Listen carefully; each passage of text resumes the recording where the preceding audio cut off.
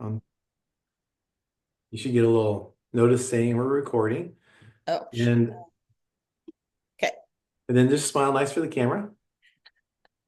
That'll give us a good thumbnail for YouTube, and then we'll get started. Let me start the timer here. Okay. About my neck. You ready? Already. Okay.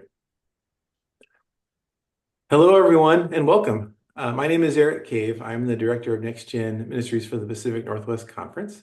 And today I'm super excited to get to introduce you to my new friend. Her name is Jen Plemmons, and she is the new children's ministry director at Shoreline Covenant. So, Jen, welcome. We're really glad that you're here. Please take a minute to share with us your personal and ministry background. Okay. Thank you for having me. Uh, I was a pastor's kid growing up, so I've been involved in the church my entire life. Pastor's kids tend to go one of two ways. They're either really good or really bad.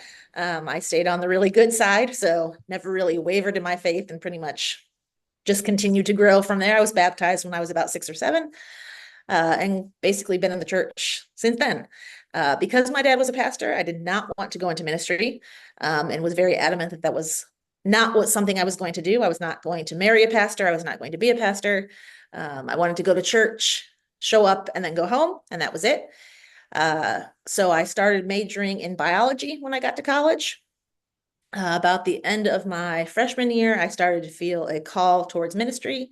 Was not ready to accept that. So I added a Bible and religion major to my biology major for my own personal edification. Stayed that way through about all of college. Got to the end of college, was still feeling a call to ministry, but not quite ready to fully accept that.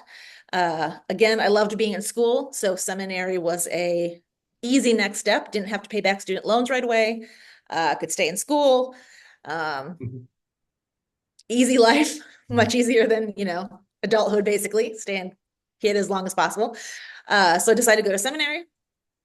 Took a job as a children's and youth pastor during seminary when I was in seminary, and fell in love with the job and the kids and the position and the work.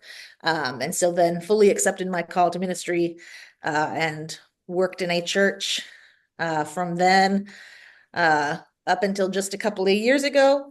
So I was in ministry for probably about 15 years, Yeah. doing church, youth, children's, Christian education, in multiple different states, cities, churches. Okay. Ended up in Seattle in about 2016 as a youth pastor at a church. Was there for about 3 years, and then they kind of had a leadership shift, budget changes. Mhm. Um, and I was kind of looking for something else at the time, was getting married and looking for maybe something a little more sturdy, steady income.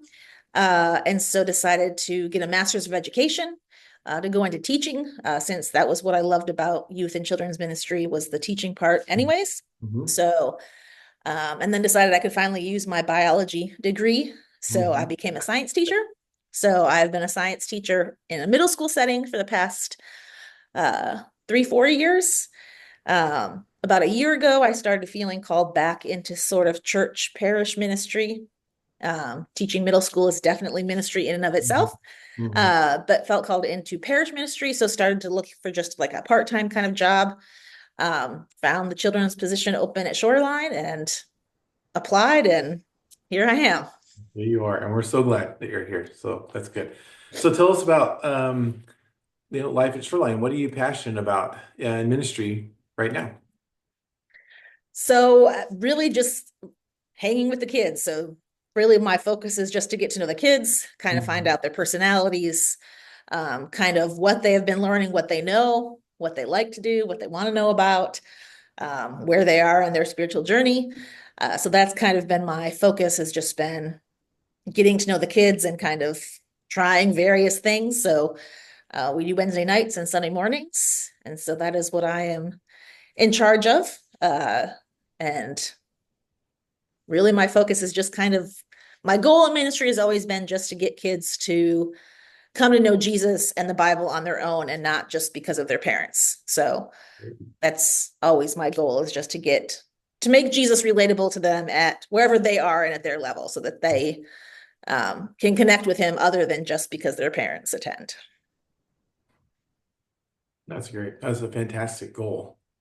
That's great. Good. Well, you're pretty new. Like you just started in the fall, right? A Yes. couple months ago. So I'm sure there's a lot that's going on, but how can we be praying for you in this season of kind of starting new? I would say probably the biggest thing is trying to figure out time management. So I do teach full time, and that in and of itself is a big thing.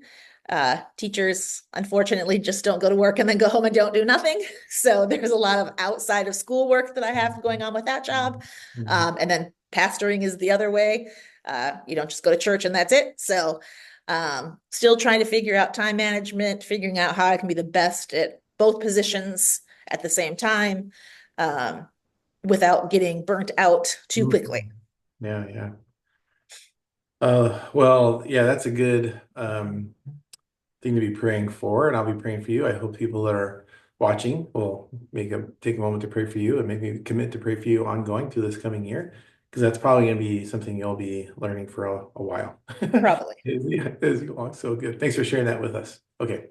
So as our custom is, we're going to do shift gears a little bit and we'll ask you a few kind of fun, quick questions just to get to know you a little bit better. So, Okay. you ready? Yes. Yeah, the first question is, what is one thing you cannot resist? Cheesecake. Cheesecake. Do you have a favorite flavor of cheesecake? I do not. I like just about all of them. Any cheesecake from a certain place, Cheesecake Factory, Costco, doesn't matter. Cheesecake Factory is pretty good. I also like my mom's homemade cheesecake. Oh, that's So probably that's that, that's that's hard to the beat. answer. Your mom's is the answer. Yeah. Good. Okay, next question is, where is the best place you traveled to and why? Rome would be my favorite place so far that I've been, because I am fascinated with the Vatican. The Okay. Pope would actually be my dream job. And so just fascinated with that whole aspect. And so just the history of Rome, the Pope, the Vatican, all of that stuff. It was just amazing to be able to see in person. Wow. I was expecting you to say the Colosseum, but the Vatican, The Vatican was my the favorite, Pope, yes. the Pope is your dream job. So that was going to be one of the questions. If you could do another job for just one day, what would it be? Would it be Pope? Well, the Pope, then I could tour the Vatican for a day, but if I could just do And it for all a the secrets day, and I'd go probably all go with the Queen of England. Queen I of have England? Oh I have man. high aspirations. Yeah, you're not messing around here. Those those are great answers. Good. Okay. Next question then is which one would you want most? Flying cars, robot housekeepers, or moon cities? Robot housekeeper. And my husband would probably say that that was a good choice for me as well. Okay. We're close, maybe, you know. I know I was actually They're just talking like about the Jetsons the 50-something. other day with Pastor Sally, so I think it's close. Yeah. Okay. And our last question then, what is the best book you have ever read? And of course, we'll say, except the Bible. We all know the Bible's the best. But other than the Bible, what's your best book you've ever read? I think that anything by C.S. Lewis, I Oh, love. yeah. Um, I think one of the books that had the most impact on me was The Great Divorce. Okay. Um, Mhm. very, very thought-provoking. Still think about it, still wrestle with those ideas. Um, but love the Chronicles of Narnia, obviously. So really anything by C.S. Lewis, I'm good with. Yeah, that's a good answer too. Safe answer. Everyone will love that answer. Good.